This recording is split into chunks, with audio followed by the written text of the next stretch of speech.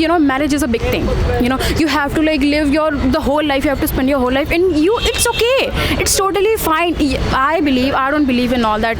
Ki, oh my God, you follow them, but people still are because this India and like the cultural thing. It's very fucked up. So that's bullshit, and it doesn't matter. So हमारे पास ma'am what's name? Saloni.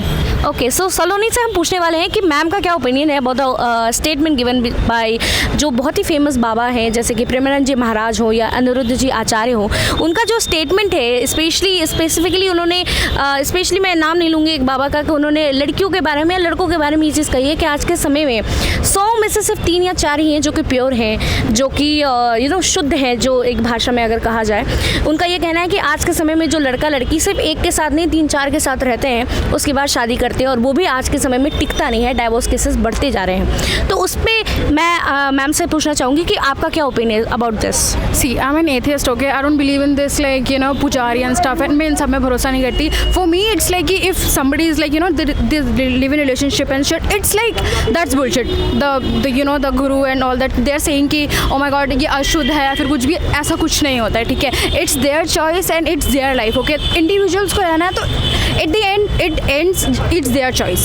Let them do whatever they want. It like if they're living with 3 people and 4 people and उनका live in relationship है and फिर भी ख़त्म हो जा रहा है, तो see, I believe कि you cannot blame anything, okay? It's the mentality. The people think कि oh my God, आपने जैसे बोला कि उनके बहुत सारे followers हैं फिर कुछ भी, it doesn't define anything, okay? It does not. You have heard about Baba Ramdev and shit, तो you know about him कि कितना कुछ हुआ था उनके बारे में भी. Like still people like follow them, okay? So I don't believe in anybody's opinion. I mean, I guess you're talking about Ram Rahim. Yeah, sorry, hi, Ram Rahim. Yes, so these pakhandis and like whatever. This is बस hypocrite है और कुछ भी नहीं है. It's not true and it's their choice at the end, okay? Whatever they want to do, and you cannot blame anything कि अशुद्ध या फिर शुद्ध. It doesn't matter. It's their choice and it's the mentality people have, and it's okay to explore. Like marriage is a big thing. You have to like live the whole life. You have to spend your whole life, and it's okay. It's totally fine. I don't believe in all that. कि oh my God, you follow them, but people still are because this India and like the cultural thing. It's very fucked up. So that's bullshit and it doesn't matter.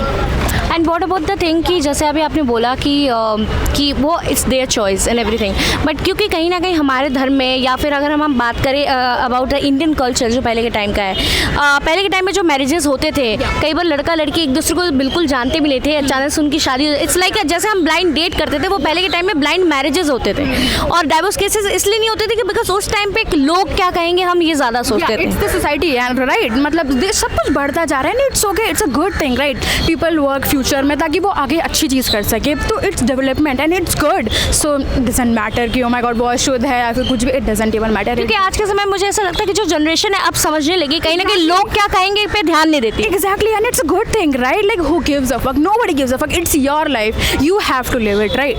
So yeah, it doesn't matter.